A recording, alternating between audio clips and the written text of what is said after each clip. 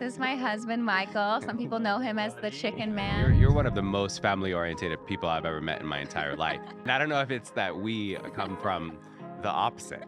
Our family is so fractured, and that you are like glue to a family, and you bring everybody together. Our father, who had a stroke. I was raised very strict. You have to get this done. There were certain rooms in our home we couldn't go into. Those carpets couldn't be stepped on. I text him and I'm like, if you talk to me like that again in a meeting, I'm leaving. And I know friends where their husbands have never changed a diaper, ever. They're like, they cannot believe when Michael gets up and takes the baby to the restroom to change the diaper. They're like, oh, do you know what you have as a husband? I thought that was normal, that a husband just helps change diapers. but he's always wanted to be a dad. Like, that was his dream. At the end of the day, I mean, that's what marriage is about. It's about building things together, building a legacy together, building a family, building whatever that unit's going to be, and it's on both of us to do that. Who makes the money and who brings the money in. And it's funny today and right now, Alex is kicking my ass on the money side. She works her tail off between the restaurants, social media, everything she does on a daily basis, taking care of the kids and organizing the house and leading the house. I mean, she kicks ass. You've gone to school for a bachelor's degree, you've got a master's, you've got a PhD, you've worked your butt off for all of that. We don't strive for 50-50 ever. It's more like 90-10 or 90-10 this way. We just kind of see what works, and some days he wakes up and he's at 10% and I give 90%. Some days I wake up and I'm like, I'm not even gonna wake up today. Like, I'm gonna sleep in till 9 and he'll literally just get the girls out of bed, and so he gives 100% some days, when I'm just feeling exhausted. Welcome to the She's in Progress podcast. This is episode 3. I'm so excited. We have a special guest today. You guys may have seen him before. My husband, Michael Santos. We're going to be talking all things working together, marriage, how we met, his story. So stay tuned for that. So now that we're 3 episodes in, it feels crazy. We have this amazing community already. And that's really what I wanted for this podcast. The She's in Progress to me represents all of us just being a work in progress in this life together. So being able to share with you guys is really cool, and hearing your feedback is amazing. So I heard you guys on Lena's podcast that you guys said I was cutting her off all the time. And honestly, that's just how we talk. So it just felt very natural. And she told me, she's like, if I'm having a hard time speaking, she's like, can you just help me? And I was like, of course. So that's kind of how our relationship is. But I will try my best not to cut off my husband today. But when we started out, we really just wanted this to be a community-driven podcast and sharing a lot of what I know with you guys. Because honestly, I'm actually an introvert. I know it sounds weird, but I'm an introvert. I actually don't like talking a lot. So this is very new for me. But the feedback I've gotten is I have my friends even say that they've learned things about me that they didn't know. And to me, that's really awesome that I can actually come on here and share things with you. And we can make it really interactive. And I love that we're going to be doing amazing things for other small businesses. And I just have so much. I'm just super excited to continue growing with you guys. And if you guys have any feedback or any suggestions for podcast ideas, let me know. I honestly had no idea what to expect because there are so many podcasts out there. So I know I'm just one of the many, but it just feels amazing that you guys are giving us the feedback you are, and it just shows that we're doing this for a reason. So Michael, some people know him as the Chicken Man. Hello. You guys, that was your nickname for a long time, right? Chicken Man. Yeah, it was. I think our Wi-Fi password was Chicken Man for a long time. Yeah, and the code word to get in was too. Yeah. Yep. That was funny. To our house, we had to say Chicken Man to get in. It was really funny. So welcome, Michael, to the pod. Thank you guys. And Thanks for having me. Yeah. Thank you. I am excited. A little nervous for some reason, but excited. Yeah. Feeling a little nervous actually, but excited. Really? You're never to be here. nervous. I know. Tell me about it. But here we go. First time for everything, right? Yeah. All right. So to break the ice a little bit, I'm going to show you a video. Okay. And I'm going to show you, and we're going to show it to the audience of one that was on Lena's episode on podcast 1. And But here's the right video now, right here.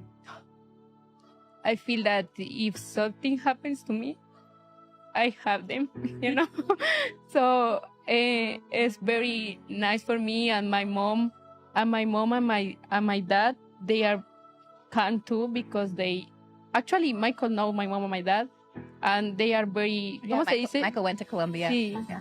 ellos And están. he went by himself and met her parents. Yeah. Had dinner with them. Like he is the epitome of like a type A Capricorn. Like he takes care of us. He's the planner. He's he Yeah. is like the dad. Like it's basically like he has 4 kids. Yeah.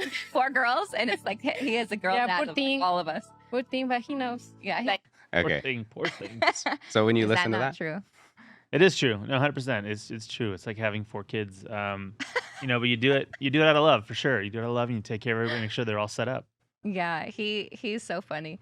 Like there's like definitely days where you hate it, and there's definitely not hate it, I but wouldn't say hate it, but there are definitely days that are more challenging than others. There are days that typically when you're trying to get out the door, everything's going to hell in a handbasket very quickly. But yeah, you do your best to be as positive as you can and be a good role model. I'll put it that way. yeah. Look at these comments on this video; they're so cute. This is awesome. Michael is that dad. Love y'all so much.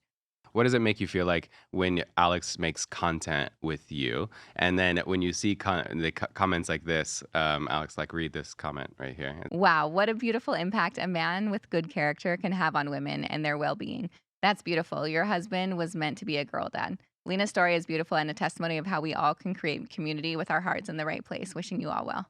That's really cool. So like, what is it when you see these comments? Michael is that dad. Like, that's my friend Chris. what does it make you feel like? Good. It definitely hits the spot, right? So you're He's very emotional. That's nice. yeah, Capricorn. That's your job as a parent, right? Is to be there and be supportive for kids. Lena's kind of become the little sister. Yeah. Already? I'm like 3 minutes in. Let's do that right. There we go. Never had the square of who's gonna cry first. One Michael. Okay, so do you Michael actually does not like being in content most of the time. I'm not But- good impulsively on content. Scripted, I'm much better. Yeah, But there's it's got to be something planned. So normally she'll ask me literally as I'm jumping between conference calls, hey, I need you to do this real quick.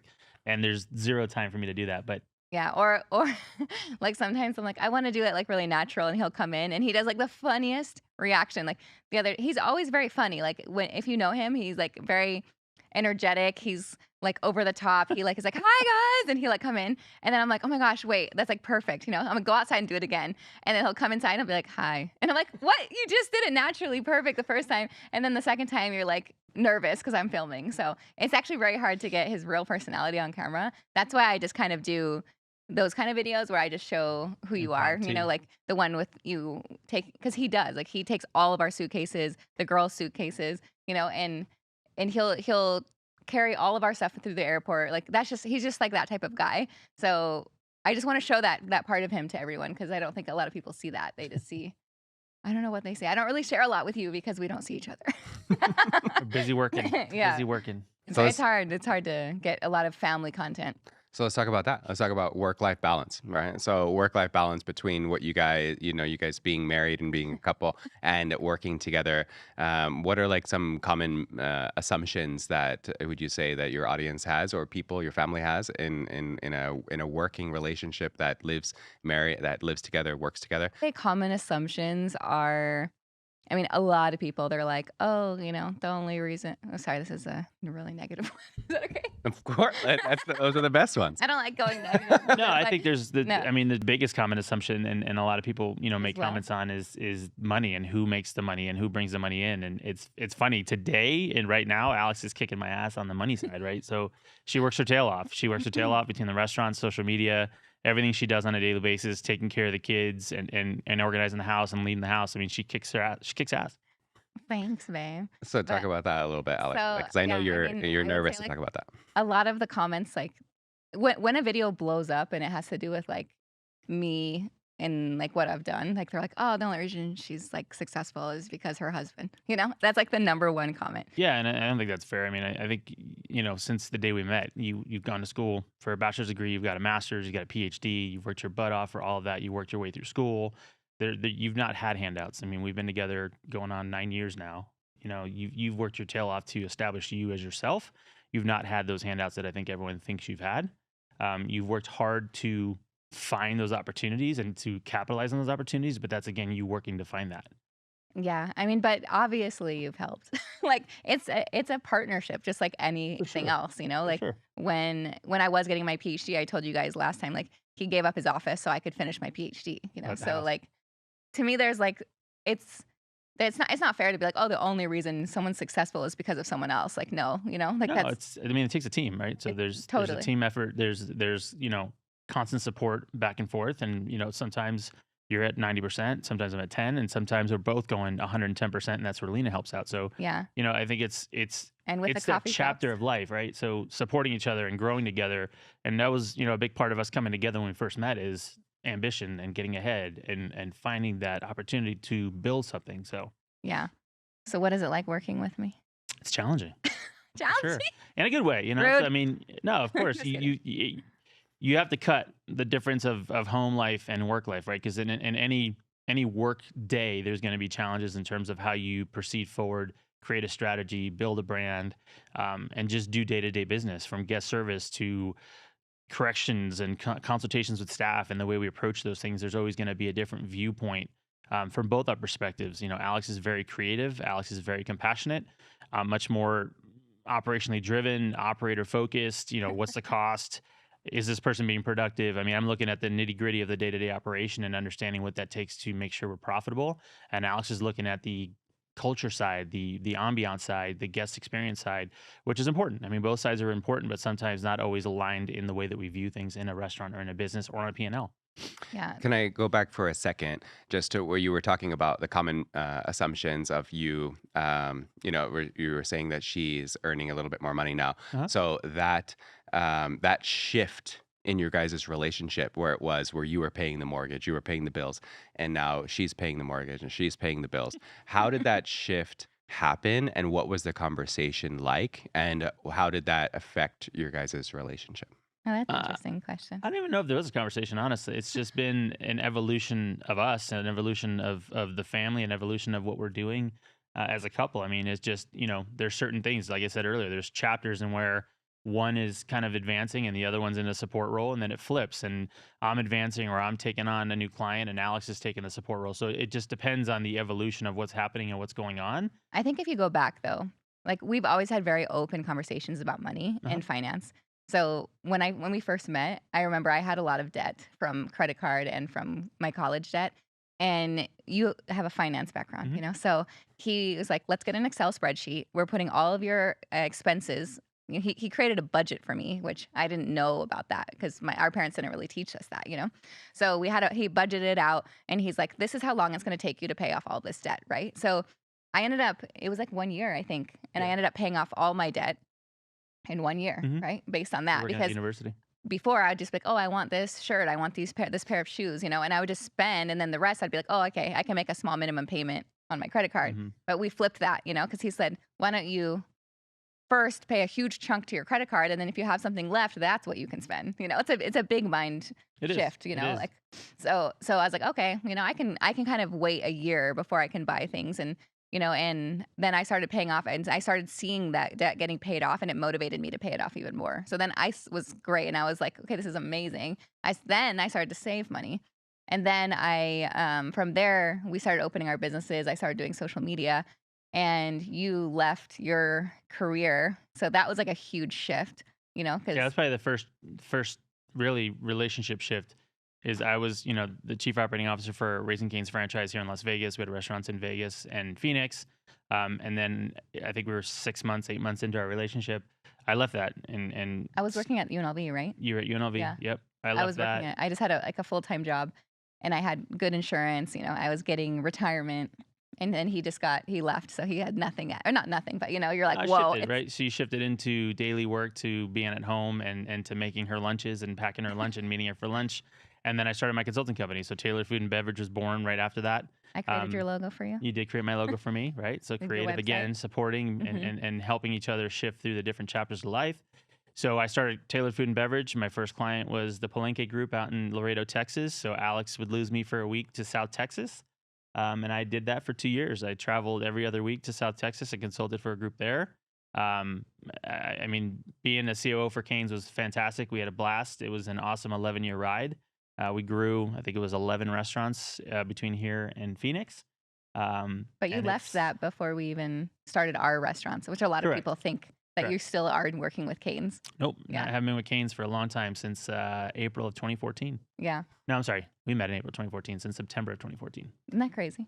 It is. So But what then, you, I'm sorry to interrupt, but what you just touched on, whereas like you were gone for like weeks, and I was there with you all the time while you were gone for weeks at a time. How was that for you? It was before the children. it was This was really before annoying. kids. But you were still, Yeah, I honestly block things out of my memory because I find it's better for you as a couple, you know? So like it's like when you're it was like we fought. I think that was like the most we ever fought in our relationship Well, we were was trying when to you were plan a gone. wedding. Yeah, we were trying Yeah. to plan a wedding. I was traveling a ton, right? So I had clients in LA, clients in South Texas. And again, traveling in any direction is not quick. It's not a one flight. And my Especially love language is time. her love language is time. It's And his 100% time, and mine's acts of service. So, yeah. yeah, so it was really hard on our relationship. So I think, and then you got another client in Texas too. So you were, and then when I was pregnant too, you were traveling, and I was like, I don't know, I was like honestly ready to be like, bye. You know, I'm like, I'm basically doing this on my own. You know, like I'm a single mom. Like when Sophie was born too, I was like, it was really hard. Yeah, You know, so 2017, I joined Rockin' Concepts. So we have restaurants in Dallas and Houston, and then today we have obviously the artist side and music management. So, I was traveling a ton. I was traveling to do work to support the family. Alex was just getting started to open the first cafe. Then Sophie was born, so we opened the first cafe Mother's Day weekend. So I think it was like May 8th of 2018, and Sophie literally was born a month later, June 5th. So there was a lot going on. There was a lot going on in both lives, and Sophie's obviously, coming into the world and being the greatest thing we've had at that point in time. And then we were blessed with Mila right after that. So yeah, there was a lot going on, and a lot of shift happening, right? A lot of growth going on, both in the relationship, in our professional careers. Alex becoming a restaurateur, me supporting her in what I could offer on the restaurant side, and then me doing what I was doing for the teams that I had in Texas. And then I ended up adding a client in LA. There's a lot yeah, happening. no, the time when I was pregnant and I'm gluten free, and I don't know, I was like starving or something, and And it was like my fault, guys. It was my fault she was hungry. yeah, I was really mad or something. And 20 minutes later, Instacart gets to the house and was just like filled like bags of all these gluten-free snacks, you know? Cookies, So, yeah. It was all cookies. Everything Sprouts had Yeah. that was a gluten-free cookie, she got. Yeah, I remember that was So so she funny. had a cookie tasting that I day. probably hadn't talked to you for in 24 hours because there was moments where I like just wouldn't pick up the phone because I was so mad. Remember? Part of traveling and pregnancy, yes. It's extremes. There was extremes in that moment, for Yeah. sure. But we got through it. Yeah. We did. We're here. Mhm. 2 kids, 9 restaurants, Ooh. soon to be Yeah. 10. Yeah. you guys kind of describe yourselves as Alex is the visionary, Michael, you're the CFO. Is it home and work? Is it both? Yeah, no, I think it's the same in both areas. Sure, I think in both arenas, Alex has way more patience than I do on certain things, and she's much more forgiving for sure. I think she's much more open to, how do I put this? She's much more open for everyone to kind of find their own way to the result, right? Where I'm like, hey, we're off path, we're off target. Let's get back to what we got to do. If it's the kids in the morning, hey, we got to get out the door in 7 minutes. Excuse me. She's like, take your time. It's all right.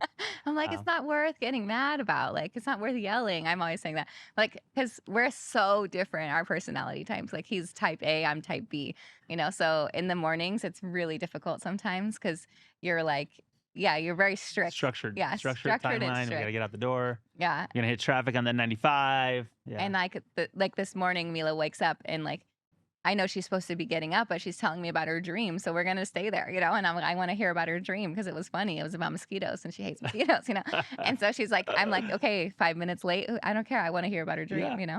So, and that's just our personality types, And you need both, honestly. 100%. Yeah. 100%. And that's what makes us work, right? So you have the extremes, and sometimes I'm the one who's relaxed, and sometimes she's the one who's rigid on certain things. But again, it depends on the topic, depends on the subject, and really it depends on the day. It depends on what's happening, what's going on, and what's driving our schedule. In work, Really. though, Yeah. I think in work, how we handle differences of opinion, I think that's where we fight the most and it's only when we're in a meeting, I think, is I where don't we think disagree. fight. I would say disagree, yeah. Yeah, disagree. Because when we're working apart, like when we're not in a meeting, I'm doing my thing and he trusts me and he's doing his thing and I trust him. And so we're like handling the business as two different sides of the business.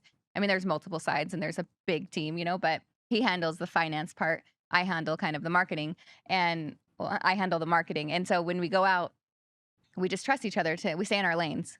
But when we're in a meeting, we have to kind of talk about everything and make decisions. That's when we see how different we are, right? Yeah, I think probably, and I'll just rip the band-aid. I think our biggest challenge is I'm probably more strategic in the audience on our discussions of things, and I think sometimes, and again, this is a positive, right? Because Alex wants to be inclusive of everyone, and sometimes the audience in that moment probably isn't the right audience for the strategic discussion. But that's fine. You know, what I mean, that's where Alex is trying to include and get everyone's input. And my thought in managing this team as they develop is like, hey, this may be not the right audience for this specific conversation at this very moment, and we'll have a disagreement at that point, or I she'll have get this. mad at me. She goes, "You gave me that look again," and it's it's that look of, yeah. hey, maybe we should move on and parking lot this convo. I text him and I'm like, if you talk to me like that again in a meeting, I'm leaving. And I'll walk out of the room. I get mad. But it's because I know he always comes from a sense of like, protecting me. I know that. And so that's why I get over it in like 5 minutes. We're like literally Usually. fine. Yeah. Usually. We're usually fine. I would notice that you field the audience, not podcast audience, but like the room audience, as Michael's talking about, for a lot of things. But you're about to remodel your kitchen and you pull like everyone, and it's like pulling everyone. It's like that is causing personality distress. type. But how It's do you? not just that. I think it's also how you're raised, right? So we inherit some of the things. Your mom's like that. I mean, your mom's Yeah, very can't make a inclusive. decision. She wants everyone's opinion on that, and that's part of how we were raised too, right? Yeah. Me, I was raised very strict. You have to get this done. There were certain rooms in our home we couldn't go into. Those carpets couldn't be stepped that's on, right? So crazy. my sister and I would have to vacuum that if we stepped in there, and we did many times. Mom, sorry. But I think it's part of who you are, but it's also your how you're raised and what was instilled in you growing up. Yeah. And your mom's very inclusive of everyone's opinion. Yeah. So that's a nice, beautiful transition into your roots. You want to maybe take a break from and then talk about Sure. like kind of how you grew up, that let the audience into your family dynamic, let them into Michael Santos. Yeah. Portuguese? So I was first generation Portuguese. I am first generation Portuguese, I should say. Both my parents immigrated from Portugal. My mom when she was 2, my dad when he was 17. I grew up to 2 young parents working their tails off to provide for us. Grandparents were around 24/7. I think I lived with grandparents up through, I think, 7th grade. Was very fortunate to have a very close-knit family. All still reside on the East Coast. Grandma's in Portugal today. And You're you grew up cooking with your family. yes, I mean, grandma would cater. So grandma used to make large batches of everything for different parties, different celebrations. Her friends would reach out to her and ask for large things. And I was, again, with my grandparents a lot because my parents are both working 2 jobs. So I spent a lot of time kind of shifting between my dad's dad, Vovô Manel, and my mom's mom and my mom's dad. He passed away. Oh, his grandpa. Your dad's dad.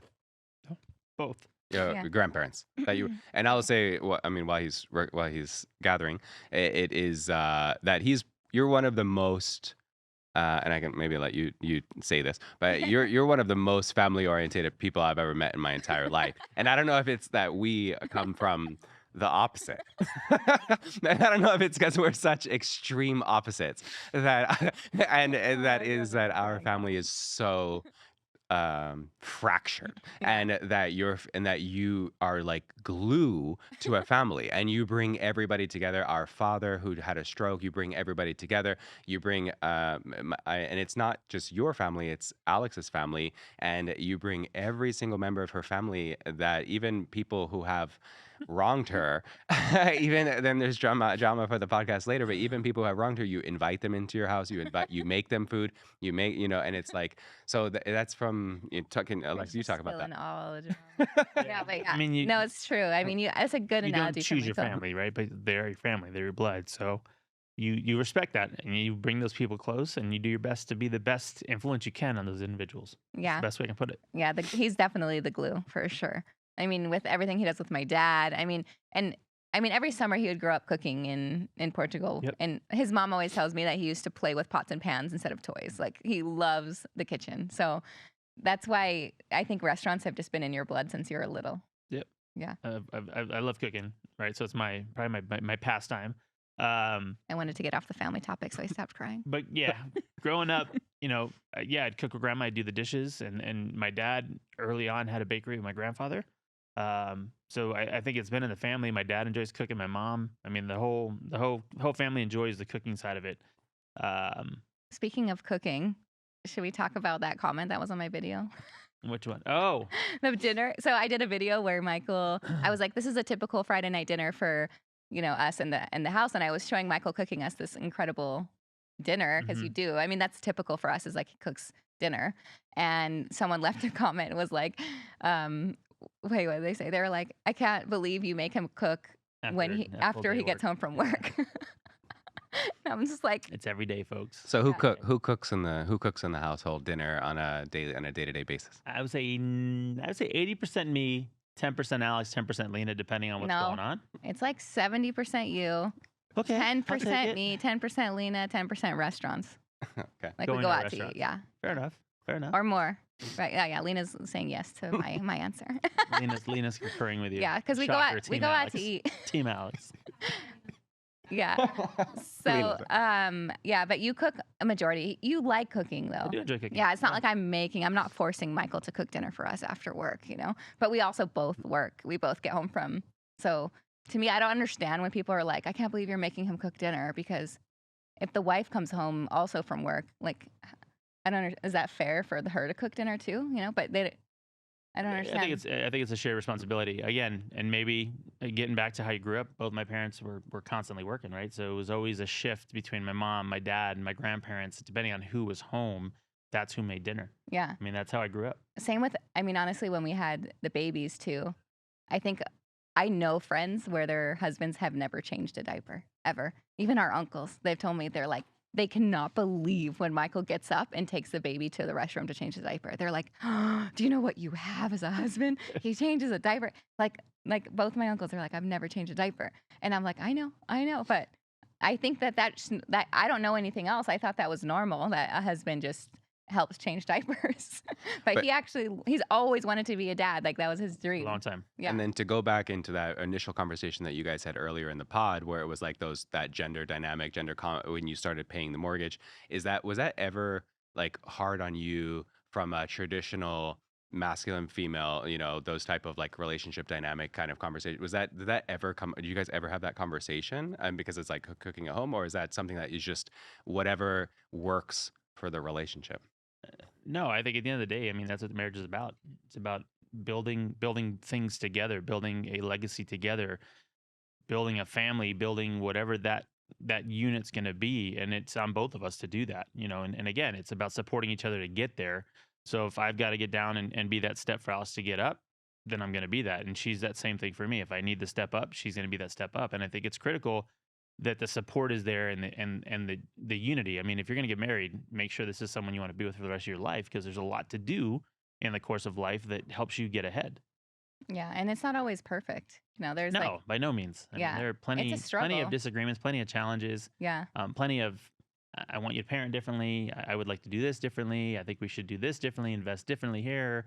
You pay too much for the tickets. I mean, there's a lot of different disagreements, but that's part of marriage. It's shaping and shifting and adjusting and finding what makes the most sense Do you for know us. do you know what I think helps though is that we don't really hold back when we're feeling something, like even if it comes out yelling, I'm not going to hold something inside me that I'm bitter about or something. I'm going to tell you. Mhm. Like, and to me, that's really important. Like, because I don't have things that are like held inside me. Like, oh, I'm Resentment. because I think some people don't say it There's a because lot. There's they're a lot of afraid, resentment. Yeah, you there's a lot know. of resentment in And like, relationships. so there's like these times where I'm like, oh, I'm like so mad he hasn't taken the kids to gymnastics like ever, So I'm like, instead of me getting like resentment, because I'm like, I'm paying the house and I'm doing this and I'm doing, and I think about it, and instead of just me holding it and getting mad, I just tell him and I get mad at you and I just like we have a fight about it, and then you hear me, and you listen, and then you're like, okay, like do you need help on Saturdays? I'll take her on Saturdays,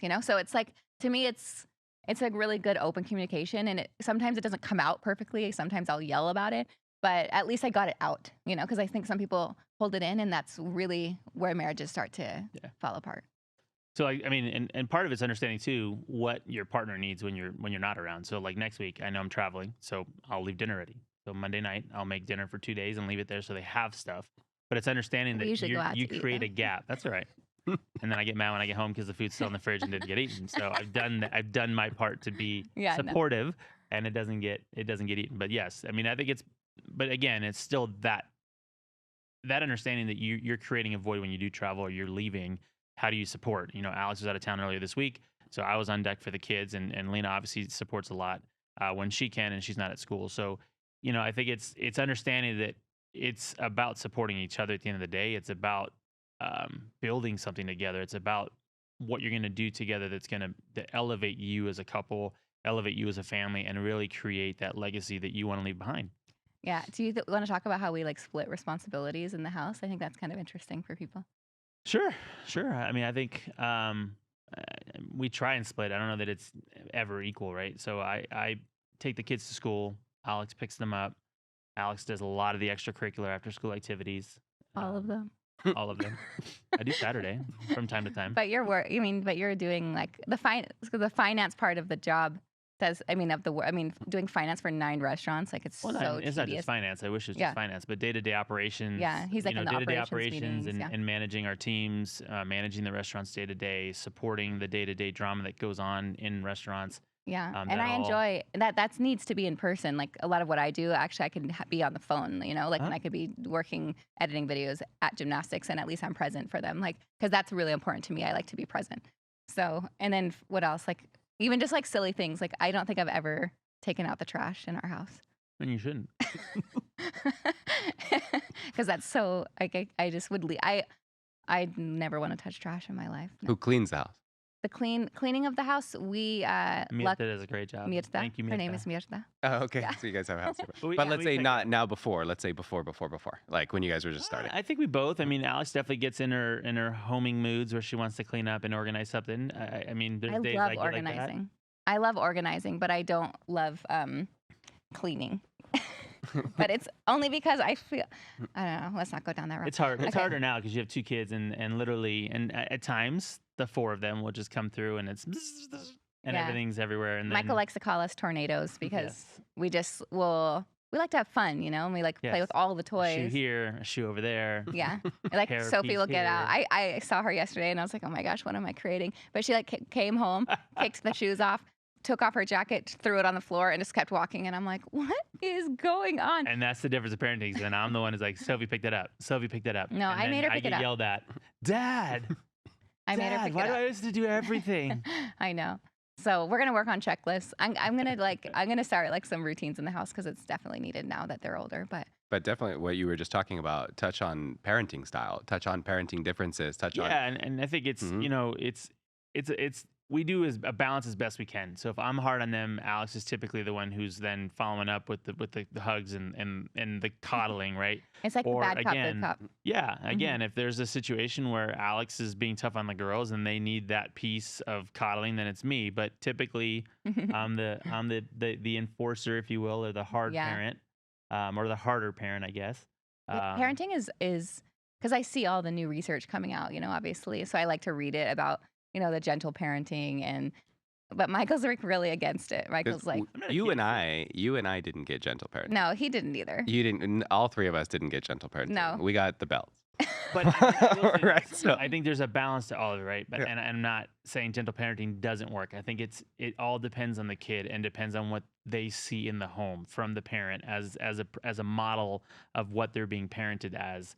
I manage a lot of these kids coming in from gentle parenting, so it's different, right? So as we have as you have kids come into the workplace, there's differences, and that comes from what they've learned in the home and what they're getting from their friends and what they're getting from social media for sure. I mean, it's different today. It's Yeah. different today than from when I was raised and from when you 2 were raised. It's different. Yeah. I think what we do with the bad cop, good cop is it's working, I think you've gotten better because back in the day you yelled at them a little too much, I think. But you've gotten way better. Don't you think? I don't know. I think I'm still strict with them. You are strict, I think they're definitely learning, right? So they're getting better too, right? So as kids start to learn the structure, learn the routine, it's better, and it's on us to be obviously better role models at that. I get that, so it's definitely not the kids' fault. It's on us to make sure we're being better role models. Us getting up earlier, giving them a longer runway of time to make sure they get their things done. but again, also holding them accountable to what Yeah. should be done in that amount of time so they can get out. Same thing at school. I mean, Sophie's in second grade and they get detention if they don't do homework. So Yeah. again, I don't think that I'm being any more extreme than what school is. But No. again, it's the difference of parenting. And I like it. I like that Sophie knows that her dad is there to protect her, and Mila too. Like Mila knows, like they know, like if they're scared, they They're want their scared dad. if they're gonna have anything They- painful. They Yeah, want my arm. they want to hold his arm. Like they know that they have this solid dad that will protect them, and that to me is the most important. So, and to me, like they know I'm there for unconditional love, like all the time. Doesn't matter what. Yeah, but ask you her know. who she calls when they are misbehaving and they're not listening. Yeah, to of mom. course, of course. Like I'm not the strict one. I'm not the one that. But I do try. I try to be strict, but sometimes they just don't listen. So I then have I'm to be like, car I phone have to. strict. I call them on speakerphone. I'm like, can you talk to your kids? And then they're good. So because So. it is your pod though, so let me ask you directly, if you could see anything from your daughters later in life, what is your dream or your goal to see from Sophie and Mila later on? Honestly, I just want them to be confident and strong, right? So being confident in who they are, in their own skin, in their own abilities, and not necessarily need validation from others, right?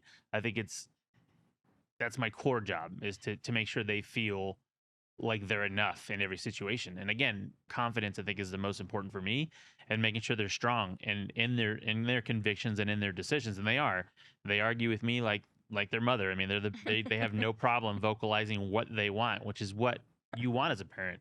You want these kids to be convicted in what they want, and you want them to have positions and point of views and wants. And they are. I think they're both very strong in that, and they're both very opinionated, and I think that's important. What about Agreed. you?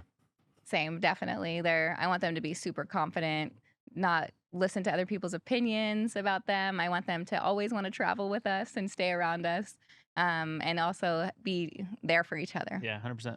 What's like the biggest fear for you? But I mean, besides the obvious like physical fears, what's like your biggest fear for your daughters? I mean, growing up in Las Vegas, are you kidding? There's I think at this stage in life is Sophie breaking something because she loves to flip over everything. I know, the gymnast. And then I'm afraid Mila's going to hurt somebody because she's a tough cookie. Yeah. No, yeah, I don't know. To me, I always get nervous about raising kids in Las Vegas. Do you? I don't know. I don't necessarily see the noise of what Vegas is as something that penetrates the house, right? So we're so close to the girls and we're with them all the time. Yeah. I don't know that that's impacting them yet. Maybe when they get older and they start to have more free time around others, extracurricular activities, and they're not always constantly with us, that might change my mind. But today, right now, I don't think Vegas is necessarily a concern. Yeah, for me, like what we're doing, I think for the girls is just showing the relationship, being always there for them, having family dinners, knowing that, the family unit's the most important thing for us. So 100%. hopefully that they'll know that we're always there for them. And I think part of that is, to add to that is we have people over constantly, Mhm. So we're trying to create that's that home where the gathering is constant, that there's always friendship, there's always love, there's always fun, there's always something to be celebrated within the house. Yeah, we don't want we want to be that house, we want to be the cool house that, come over, all their friends come over and hang out. So that way we know where our kids are at all times. Okay. Let's see what else. So there was a time that you guys were creating the restaurants. That's kind of a nice memory that you guys always kind of talk about at the beginning of the of your journey of opening all these restaurants. It was like you just started, and then it was smack COVID. Yeah. So you guys want to tell a little bit about like how you guys navigated the COVID? I mean, like on top That of was crazy. parenting, on top of that, We how didn't did you really guys? talk about we didn't really talk about the restaurants that much, like on how we started them. That's No, crazy. this is more about just you guys. Wow. But so just for the restaurants, like, and you can touch on the Al- restaurants too. Yeah, Alex looks back, and actually, as sad as COVID was, and as painful as it was, as a community, as restaurant owners, as business owners, as anyone going through it, that was actually Alex enjoyed the time, right? Her love language is time, so we had a lot of time together. Sophie was at a great age; she was walking, playing. We spent a lot of time. We had a lot of time together, and my office had moved into the house. I was doing what I was doing, still traveling, but albeit not as much. But you were the one that got us like all the grants for the restaurants. Like we Well, wouldn't have survived without. Staying on top of the dynamic of the changing tide, if you will, that it felt like a tide. It was constantly changing, and you thought you knew what was happening, and then tomorrow a new regulation was released, or a new grant was released, or new stipulations were released. I remember in the very beginning for the first round of PPP funds, I think I submitted the same application 6 times. First, it was a Dropbox link, then Dropbox broke, then you had to fax it, and the fax line was always busy. It was a nightmare. So Yeah. I had to redo, and literally we had our own 3 entities, and then I was managing other entities in LA and in Texas. So it was a multitude of entities going all at once. We only had 2 coffee shops and 1 donut shop at the time. And we had just opened the second coffee shop in November. Yeah. Everything went It was down like- in March. that was crazy. And then we had just opened this donut shop in June, and everything went down in March. It was going And so it's maybe, well, too. yeah, and I don't mean to interrupt you, but it's maybe something that you guys might not say, but you guys were like heavily leveraged to open these 100%, restaurants, right? 100%. So it was not like A lot of some people some people think that you have a like, oh, you just got, some money, got an investor, you opened it, but not Yeah. like like the what you see, the success that you guys have is like was from you guys' self leveraging your own, like there was no outside funds, it was from Yeah, you we only got- exclusively. Well, we Talk got an about that. SBA loan when we opened. We had SBA loans for the cafes. Saint Honore was 100% our own investment from the LLCs that we had open. Cash from Alex, myself, and our business partners. Literally was, again, small business mentality. Put everything you have into this because Yeah, it's going to we succeed. and still our homes are on the line for them. That's Like, what I was gonna say. we personally guaranteed it because that was the only way to get the loan, which I don't recommend to do. But I mean, But it's hard as we a small believed, business. yeah, It's a we small believed in business. it, and But to that point, if the restaurants went down, there was your house. yeah, Correct. And you guys had daughters. yeah, And so if the restaurant went down, it was your home, your guys' home with where you guys' daughters live that you would lose. yeah. And so like there was no, so if you're like that level of fear of failure, like the failure cannot exist. Mhm. And so when COVID happened, what did you do to create revenue?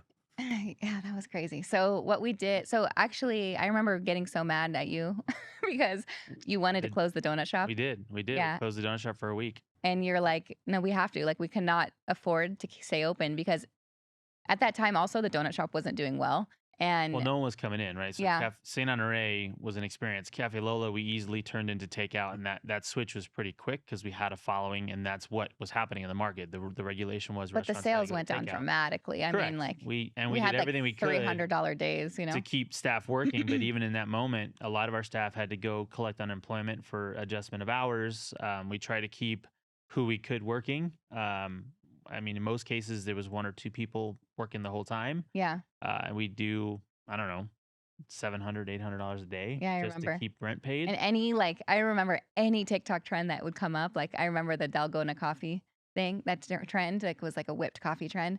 Immediately, I implemented it at Cafe Lola, and I was like, I created 3 different Dalgona versions of whipped coffee lattes, and people came in to get them like Yeah. crazy. So it was really, I think the marketing, what I did was, I mean, it helped so much at that time because everyone was on their phones, everyone was watching TikTok, and I think I was definitely one of the first restaurants to jump on TikTok, and so I really kind of was one of the first in Las Vegas for sure, and so I think that helped us a lot. And then for the donut shop, after you closed the donut shop, well, not you, but like, we decided as a group, and we like put this, I still remember to this day, I was like crying because I did not want to close the donut shop. That was like my Yeah, your mom was here. baby. Your mom Yeah. was with us. And my You were mom's like, yelling at I me. cannot believe that you let him close the donut shop, and I was like, it's not my choice. And we had this like huge fight about it, but I just was praying, and like a few days later, I had this idea. Well, it was actually a lady who reached out to me, and she was like, I'm having a birthday during COVID. Like, is there anything that you could create for me that I could celebrate at home? And I was like, actually, yeah. Like, so I said, Michael, give me the keys. Like, I went into the donut shop. We Here's still your had, own key. It's on your carving. I don't know where it is. I lose everything. So I went into the donut shop, and I looked like for flour. I looked for and I just created. We had these boxes, and I just created this birthday box with the products that we had there. So they weren't donuts, but I made cupcakes, I made cookies, I made Cake just like a pops. dessert box. And we still had the printer, and I was able on the cupcakes, I made them flat. And I was like, let me see if I can print on these cupcakes. And I was able to print happy birthday on the cupcake. And I was like, I made this lady a box, and she came to pick it up and paid for it. And I was like, that's a really good idea. No one is doing this. So I told Michael, and I was like, I think we should offer these birthday boxes, and we should sell these at the donut shop for people who are celebrating birthdays at home. So it became And became a gifting Mhm. celebration style concept at that point. So it was still Nothing a to do with bakery. donuts. Yeah. We didn't do donuts for a while, really for a while, but we had all the equipment to produce and bake goods. Yeah. So Alex created a whole nother really shop out of Saint Honore, which was more about celebrating. So you'd order 24 hours ahead, and all the pickups were at 10 a.m. So she'd go in the morning.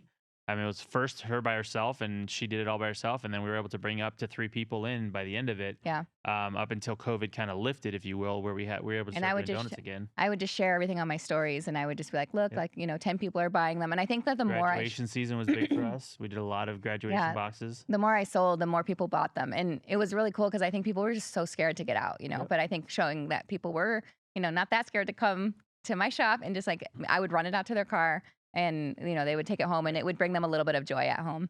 And then a few weeks went by, and then so a few weeks went by, and then I remember I talked to our baker. It was Carlos at the time, Yep. actually. And I was like, "Hey, I think if we make donuts, we could pre-sell them. So we didn't have to bring in a team. We knew exactly what we were doing. We could pre-sell them, and then we could, like, we wouldn't have to risk the labor." Because that was the biggest thing Michael would say, is that, we can't afford the labor, because a donut shop or any pastry shop or anything, you have to, you upfront the labor, right? Like, you pay it, and then you just hope that customers come in to buy all those pastries.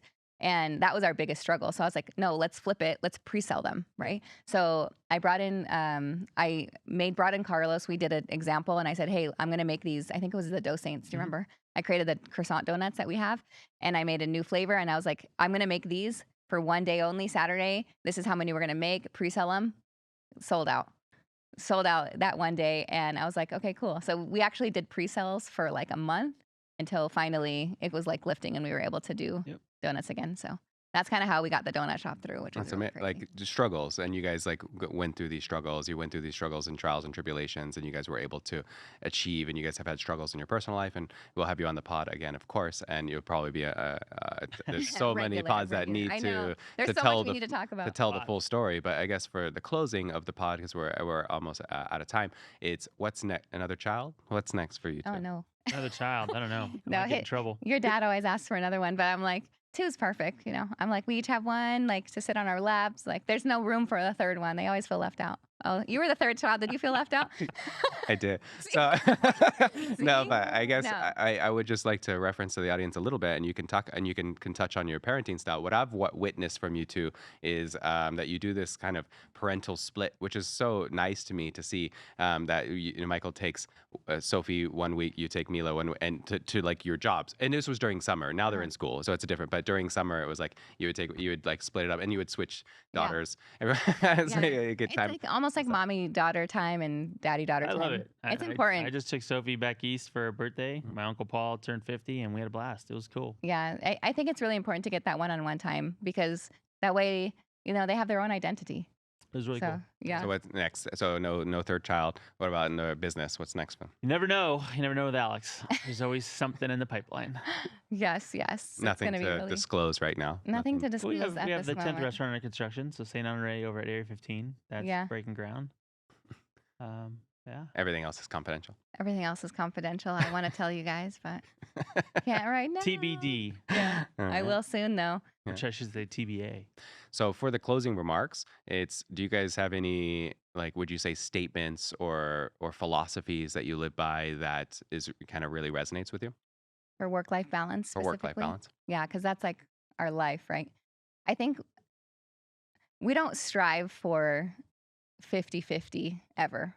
It's more like 90-10, or 90-10 this way. We just kind of see what works, and some days he wakes up and he's at 10% and I give 90%. Some days I wake up and I'm like, I'm not even going to wake up today. Like, I'm going to sleep in till 9, and he'll literally just get the girls out of bed, and so he gives 100% some days, when I'm just feeling exhausted. So I think that's what work-life balance is. It's not perfect. It's not 50-50 ever. I don't know. I'll be honest. I don't know if there's ever going to be a balance, right? So being restaurant owners, business owners, entrepreneurs, parents, all of those things, there's no daily routine that's constant. Yeah. So it's hard. So it's about showing up 110%, even when you're tired, and being there to support each other and doing your best. It's not always going to be perfect. It's not always going to be balanced, but showing up and doing your best is what is the example you give everybody else. Yeah. And then we just figure out what's works. And just work together to get to our goal. Dinner by 6 or you're in trouble. So I'd say for your fans, for your audience, like if I could just say, and you can correct me if I'm wrong, but you guys don't have it all together. Because some people look at you and you look at your social and they're No. like, these people have it all together. Absolutely not. So Absolutely not. No, we are It's a work in definitely, progress constantly. as I was gonna say, we That's- are definitely a work in progress. And But As that's al- that's part of life. It's part of building a family and building the evolution of who we are. The kids are growing. They're going to have different wants and needs, and it's going to pull us in different directions. Yeah. I know families that have kids in major sports, and both parents and both kids are separated constantly because they're in different parts of the country supporting the kid's vision. So I don't know if that's going to be us, but yeah, it's a constant building just of learning the together. next chapter. Teamwork. That's how it is in work 100%. and in family. The big So team. I'm going to say thank you, Michael, for joining the pod. Thanks, and guys. Thanks, for Thanks, letting me come Michael. on. How'd you enjoy It was fun. It I was hope good. you guys learned good. more about Michael. I don't even think you got into. Did we even get into his like story about raising canes? Like, So- I touched on it a little bit. I feel so- like there's so much more we need to I share with can you come guys. back. Just let me know. But that's what's nice is like you come on for one pod. It's you just touch on a lot of different topics. The audience will kind of say, I like this, I like this, I like this. And then he'll come back on and you can go a deep dive. into Okay, that you one. guys need to tell us what else you want to know. What more? Because I think we left out so much, and maybe we like went into one subject a little too much. I don't I know. think we touched on a lot of stuff. You guys will let me know. I know. But yeah, let me know. Let Did me we know cut what you each need other more on. off? Did you guys cut each other off? I don't know. I don't think as much. Sometimes. I'm sure I did multiple times. I'm They'll sorry, let us guys. know, I'm sure. sorry again. They'll let us know. But anyways, thank you guys so much for watching. If you guys like this pod, please make sure to like and subscribe. We have a really amazing guest coming on next week. I know you guys know him, and I'm so excited to share everything I know and everything he knows because it's going to be a good one. And as always, let's make progress together. See you next time.